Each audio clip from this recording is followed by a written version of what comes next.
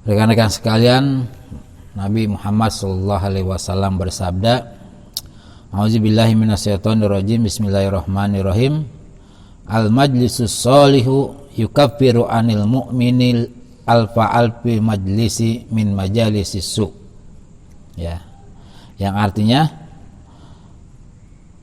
al-majlisus soleh, majlis yang baik itu, ya, yukaffiru anil mu'minil, dapat menghapus, ya, dosanya orang mukmin, alfi majlisi min majalisis su, ya, 2 juta majlis yang jelek bagi orang mukmin, ya.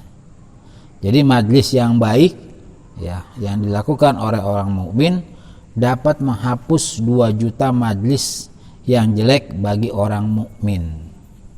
Itulah salah satu kedahsyatan majlis yang baik, ya. Majlis yang baik itu ya majlis taklim gitu, ya, kemudian tabligh akbar, maulid dan lain sebagainya. Maka itu dikatakan, ya, majlis soleh, ya, tempat berkumpulnya orang-orang yang baik gitu, ya. Nah, ini Umar bin Khattab, ya, pernah berkata, ada seorang laki-laki yang keluar dari rumahnya dengan membawa dosa sebesar gunung Tihamah, ya. Gunung Tihamah itu gunung yang sangat besar gitu, ya. Nah, kemudian sewaktu dia mendengar pengajian, ya, ataupun majlis taklim, ya, hatinya merasa takut, ya. Kemudian dia segera bertobat dari dosa-dosanya. Kemudian dia kembali, ya, kembali lagi ke rumahnya, ya, sementara dosa-dosanya telah hilang gitu, ya. Jadi orang yang dosanya banyak, ya, orang yang dosanya besar gitu, ya, kemudian dia mendengar pengajian, ya, dan dia rasa takut gitu, ya, ya, tentunya dengan takut apa? Takut dengan dosanya, takut diazab, ya, oleh Allah gitu, ya, ataupun mungkin nanti di akhirat takut kena azab. Kemudian dia buru-buru taubat gitu, ya. Maka sekembali dia ke rumahnya, ya, dosa-dosanya sudah diampuni oleh Allah Subhanahu wa Ta'ala gitu. Ya, mungkin yang pertama saya ceritakan gitu, ya, seperti orang yang membunuh berapa orang tuh, 1000 orang gitu, ya. Dia belum berbuat apa-apa gitu, ya, baru berniat bertaubat, ya, ya, karena Allah gitu, ya. Maka dosa-dosanya seketika diampuni oleh Allah Subhanahu wa Ta'ala. Nah gitu. Maka ya pentingnya bergaul dengan orang-orang soleh, ya. Pentingnya berdiam di tempat-tempat, ya, majlis zikir, ya, majlis ilmu dan lain sebagainya gitu. Nah ini, ya. Nah, diriwayatkan dari Ka'bul Ahbar, ya, bahwa ia berkata, Allah itu pernah menulis 2 kalimat, ya, yang mana tulisan itu tertera, ya, di bawah ars, ya. Dan tulisan itu, ya, diciptakan atau tertulis sebelum Allah menciptakan makhluk-makhluknya, ya. Berarti tulisan ini udah duluan gitu, ya, sebelum Allah menciptakan makhluknya, ya. Makhluk Allah siapa aja? Ya, seluruh yang ada di muka bumi ini gitu, ya, termasuk para malaikat, ya. Malaikat saja tidak tahu gitu, ya, tentang tulisan tersebut gitu, ya. Kemudian ditanyakan oleh sahabat, ya, wahai Abu Ishaq, apakah tulisan tersebut? Apakah kalimat tersebut gitu, ya. Nah, kalimat tersebut berbunyi begini: seandainya ada seorang yang biasa berbuat baik, ya, kemudian dia bergaul dengan orang jahat, maka perbuatan baiknya itu tertulis perbuatan yang jahat, dan nanti di akhirat dia akan dikumpulkan bersama orang-orang yang jahat. Itu kalimat yang pertama. Saya ulang gitu ya. Seandainya orang yang berbuat baik, ya, sehari-hari dia berbuat baik gitu, tapi ya dia bergaul dengan orang-orang jahat, maka amal perbuatan dia ya, ditulis sebagai perbuatan jahat ya. Dan di akhirat nanti dia dikumpulkan bersama orang-orang jahat gitu. Kemudian kalimat yang kedua tertulis, seandainya seseorang yang selalu berbuat jahat tapi dia bergaul dengan orang baik ya, maka perbuatannya tersebut ditulis ya dengan perbuatan yang baik, dan nanti di akhirat dia akan dikumpulkan bersama orang-orang yang baik. Nah itulah ya, sekali lagi pengaruh teman itu sangat berpengaruh, sangat vital terhadap kehidupan kita sehari-hari gitu ya. Nah ini kalau kita bergaul ya dengan orang yang baik pasti akan mendapatkan kebaikan kan begitu.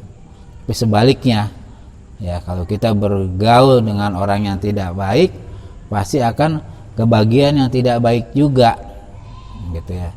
Sekuat-kuat iman gitu ya, sekuat-kuat iman seseorang, kalau terus-menerus bercampur dengan orang yang tidak baik pasti akan kebawa juga gitu. Nah itu ya. Jadi keutamaan ya orang yang hadir di majelis ilmu gitu ya, ataupun majelis taklim, pertama ya, dia mendapatkan keutamaan ya orang yang mau belajar ya. Jadi keutamaan hadir di majelis ilmu, dia mendapat keutamaan termasuk orang-orang yang mau belajar gitu. Kan orang yang belajar apa keutamaannya? Akan diangkat derajatnya oleh Allah Subhanahu wa ta'ala gitu ya. Nah, kemudian yang kedua apa lagi?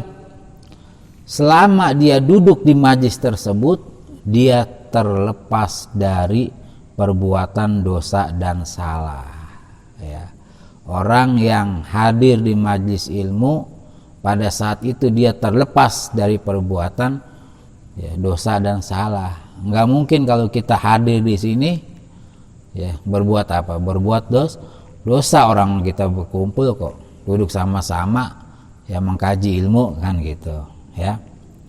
Kemudian yang ketiga, ketika orang tersebut pergi menuju rumah orang yang alim, orang yang soleh gitu ya, maka diturunkan rahmat kepadanya. Kalau kita belajar gitu ya ke ustadz atau ke seorang kiai, ke rumahnya ya, ataupun mungkin ke masjid gitu ya, ataupun musola ya, maka ketika dia pergi menuju orang tersebut atau menuju tempat majlis tersebut, maka diturunkanlah rahmat kepadanya. Udah berapa tuh? Udah 3 ya. Nah itu. Kemudian selanjutnya, selama ya dia duduk di majlis tersebut ya, kemudian mendengarkan ya apa yang diucapkan oleh seorang guru, maka dicatatkan kebaikan baginya ya.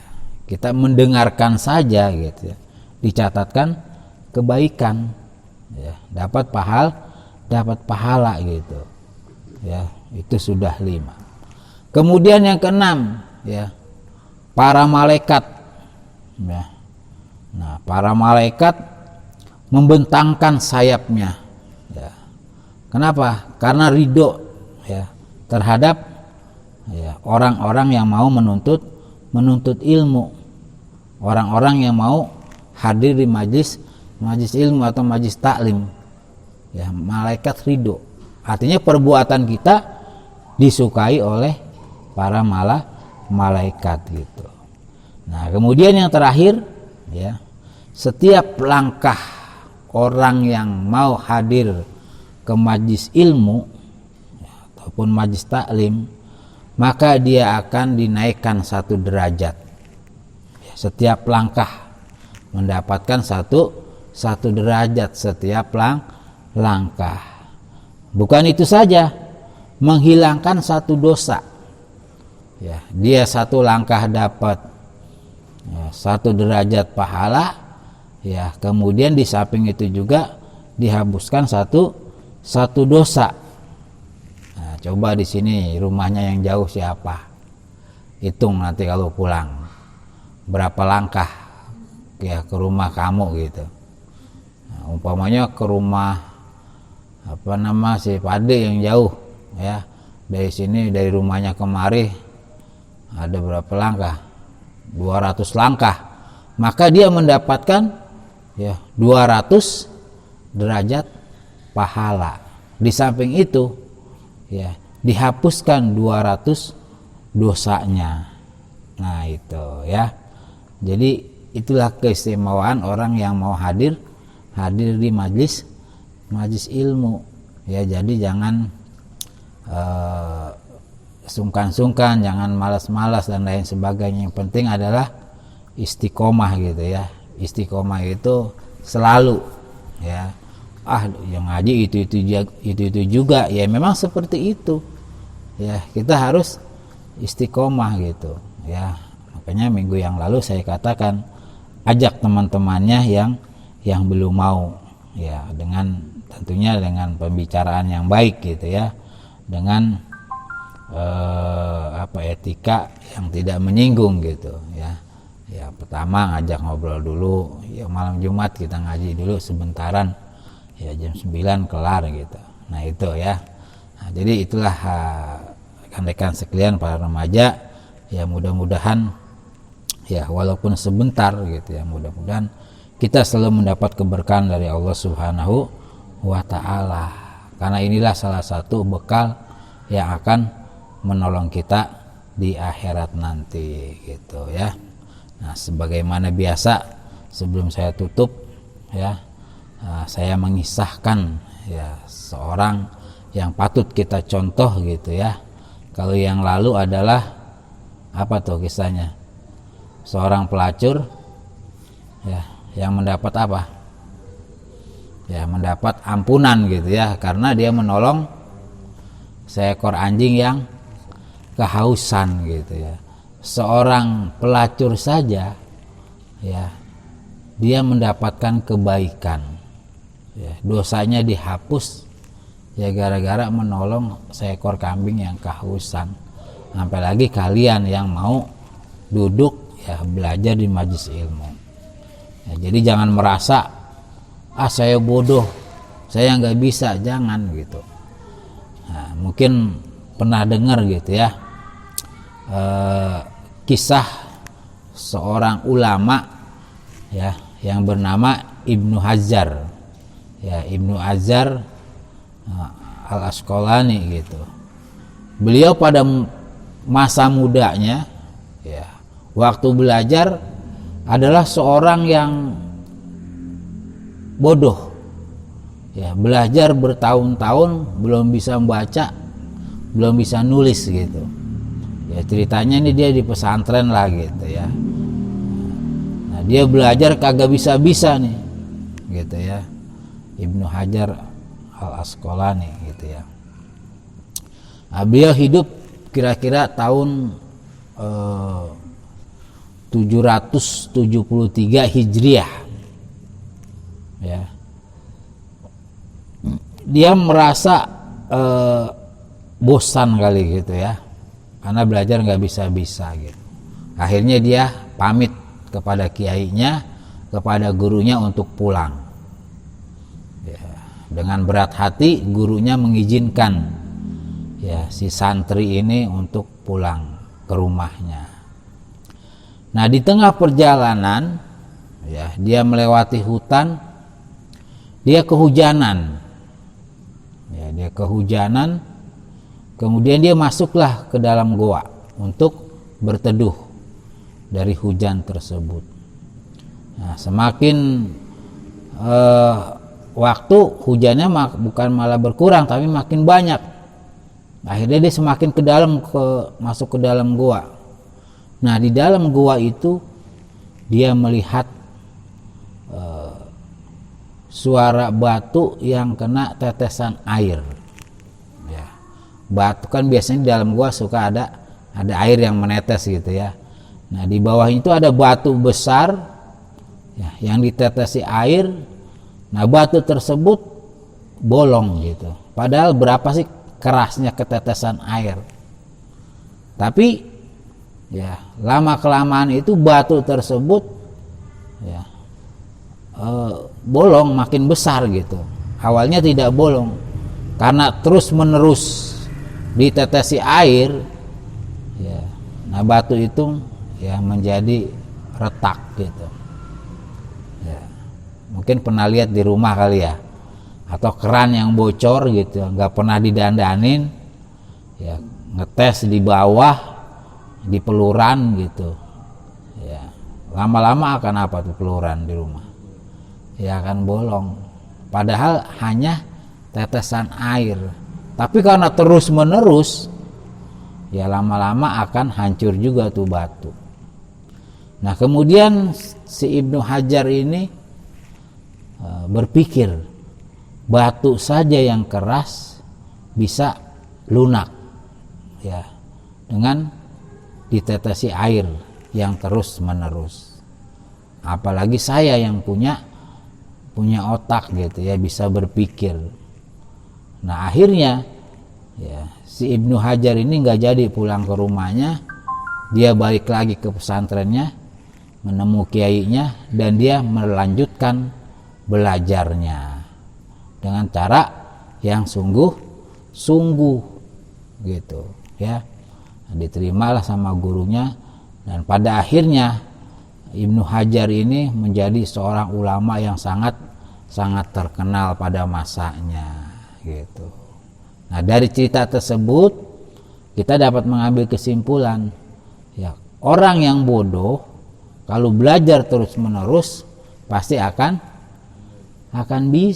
pandai. Jadi jangan merasa saya bodoh, enggak juga. Kalau kamu belajar sungguh-sungguh, yang masih sekolah, yang masih kuliah ya, pelajari dengan sungguh-sungguh, pasti lama-lama akan bisa gitu. Nah dia mengambil hikmah dari tetesan air yang memecahkan batu di dalam gua tersebut, padahal batu sangat keras gitu ya.